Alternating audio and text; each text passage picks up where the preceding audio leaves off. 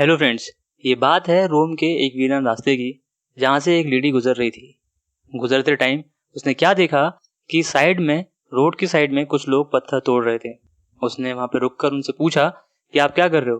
तो एक लेबर ने जवाब दिया, तुमको दिखता नहीं है, पत्थर तोड़ रहा हूँ। उसको बुरा लगा और वो आगे चल दी। आगे चलते टाइम कुछ लोग फिर से पत्थर तोड़ रहे थे। वो रुकी, उसने फिर से पूछा कि आप लोग क्या कर रहे हो। और एक लेबर ने जवाब दिया कि मैं मदद कर रहा हूँ उस दुनिया में सबसे बड़े कैथेड्रल को बनाने में। अब आप जरा सोचो कि आप लोग अपने रोल को किस तरह प्ले करते हो जिस चीज़ में आप होते हो। क्या उस पत्थर तोड़ने वाले की तरह जिसको सिर्फ ये लग रहा था कि मैं पत्थर तोड़ रहा हूँ, या फिर दूसरे इंसान की तरह जिसको ये लग रहा था कि मैं इस दुनिया की सबसे बड़ी कैथेड्रल बनाने में हेल्प कर रहा हूँ। क्या आपके लोग प्राउड फील करते हैं जो वो काम करते हैं? एक लेडी अपने आप को एक सिर्फ रिसेप्शनिस्ट की तरह सोचती है या एक एम्बेसडर की तरह, क्योंकि सबसे पहला कॉन्टैक्ट उस ऑर्गेनाइजेशन में उसी लेडी से होता है। ये सब कुछ आपके विजन पर मैटर करता है कि आपका विजन क्या है, कितना बड़ा है। पीएम सिन्हा, जिनको सुमन के नाम से जाना जाता था, जो कि पेप्सिको इंडिया की सीईओ रह चुकी हैं, उनकी खासियत थी अपने विजन को लेकर क्लियर रहना। उस टाइम उस कंपनी में कोई भी बॉस या सर नहीं होता था। सब लोग एक ही जैसी शर्ट पहनते थे और पेप्सी लोगो पॉकेट्स पर लगाते थे। सुमन को सुमन के नाम से ही पूरी टीम बुलाती थी। अगर वहाँ के ट्रक ड्राइवर को भी आप पूछते कि आप क्या करते हो, तो बहुत चांसेस हैं कि वो ये बोले कि मैं पेप्सी की हेल्प कर रहा हूँ कोला से जीतने में, ना कि सिर्फ पेप्सी बेच रहा हूँ। और आगे चलकर सबको पता है कि पेप्सी कोला से जीत गई। अच्छा चलिए एक बात सोचिए, अगर दो आदमी माउंटेन पर चढ़ने की कोशिश करते हैं तो सबसे ज़्यादा इंपॉर्टेंट चीज़ क्या चाहिए होगी उनको ऊपर ले जाने के लिए? क्या ट्रेनिंग, क्या इक्विपमेंट्स, या फिर टीम वर्क? ये सब तो चाहिए ही होगा, लेकिन उससे भी ज़्यादा माउंटेन चाहिए होगा, पहाड़ चाहिए होगा।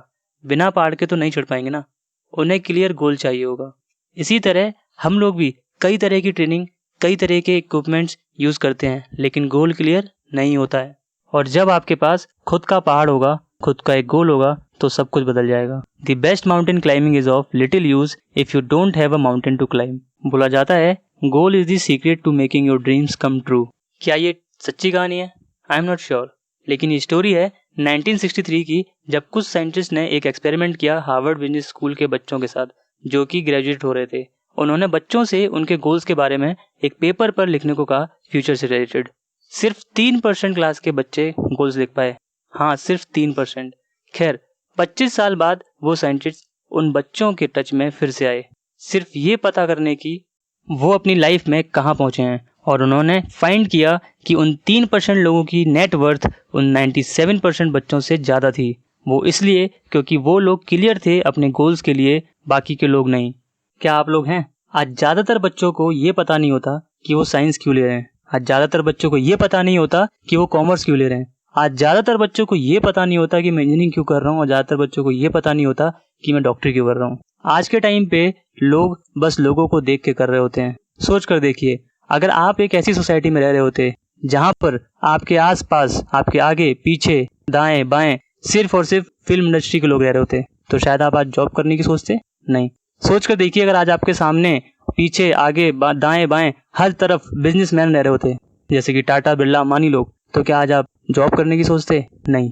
मतलब कि आप लोग सिर्फ और सिर्फ अपनी सोसाइटी के घेरे में आके सोसाइटी को देखकर ही डिसीजन लेते हो। क्या कभी टाटा, बिरला, अंबानी जैसे जो लोग हैं, बड़े बड़े बिजनेसमैन हैं, क्या उनके बच्चों को देखा जॉब करते हुए? क्या कभी किसी एक्टर एक्ट्रेस के बच्चों को देखा जॉब करते हुए? नहीं, क्योंकि सोसाइटी का फर्क है। हम लोग जिस सोसाइटी में रहते हैं वहाँ पे आस पड़ोस के लोग ज़्यादातर जॉब कर रहे होते हैं, या फिर वो काम कर रहे होते हैं जो नॉर्मल दुनिया कर रही है, इसीलिए हम भी नॉर्मल काम करना शुरू कर देते हैं। ना कि हमारा कोई गोल हम डिसाइड करते हैं जिसमें हमें काम करना है फ्यूचर के लिए। मान लेते हैं एक फील्ड में दो टीम खड़ी हुई है, दुनिया की बेस्ट टीम खड़ी हुई है फुटबॉल की। मैं आपसे पूछना चाहता हूँ, कौन जीतेगा? आप सोचेंगे कोई देगा ए, कोई देगा जवाब बी, लेकिन मैं आपको बताऊं तो कोई नहीं जीतेगा, क्योंकि गोल पोस्ट ही नहीं है, तो जीतेगा कैसे कोई?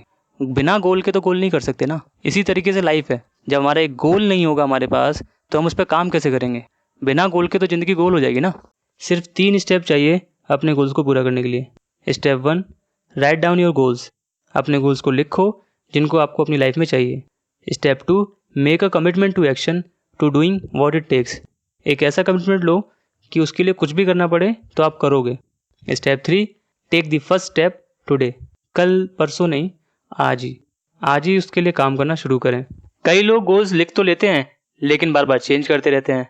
अगर मैं आपके सामने 9 रैबिट खड़े करूं और बोलूँ किसी एक को पकड़ना है और आप पकड़ना स्टार्ट भी कर देते हो, लेकिन बार बार आप एक रैबिट की जगह दूसरे रैबिट पे पहुंच जाते हो।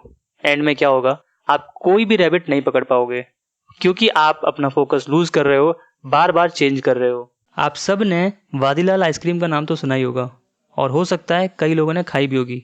हाँ, काफ़ी टेस्टी होती है। गुजरात में 1980 में वादीलाल आइसक्रीम बहुत तेज़ी से ग्रो हुई। वो कैपेबल थी वर्ल्ड की बेस्ट आइसक्रीम बनने में। लेकिन क्या वादीलाल वहाँ पहुँची? नहीं।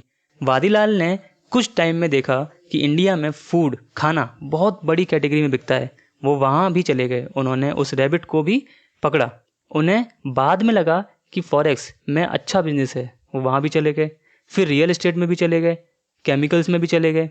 वादीलाल आइसक्रीम सारे रैबिट पकड़ने की कोशिश में लग गई।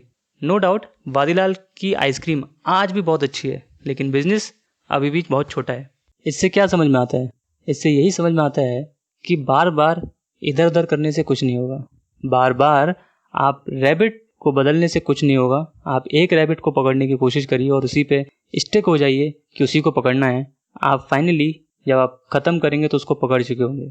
जब हम जल्दी जल्दी कई चीज़ों पर फोकस करते हैं तो हम जल्दी गिव अप कर देते हैं। अगर आप रैबिट को नहीं पकड़ पा रहे तो पकड़ने का तरीका बदलो, रैबिट नहीं। कंक्लूजन है, vision and goals are very important in our life. Goal के बिना ज़िंदगी गोल हो जाती है। अगर वीडियो अच्छा लगा हो तो लाइक करें और शेयर करें उन लोगों के पास जिन लोगों के पास लाइफ में गोल्स नहीं है। साथ ही साथ कमेंट बॉक्स में बताएं कि वीडियो कैसा लगा और सब्सक्राइब करना ना भूलें।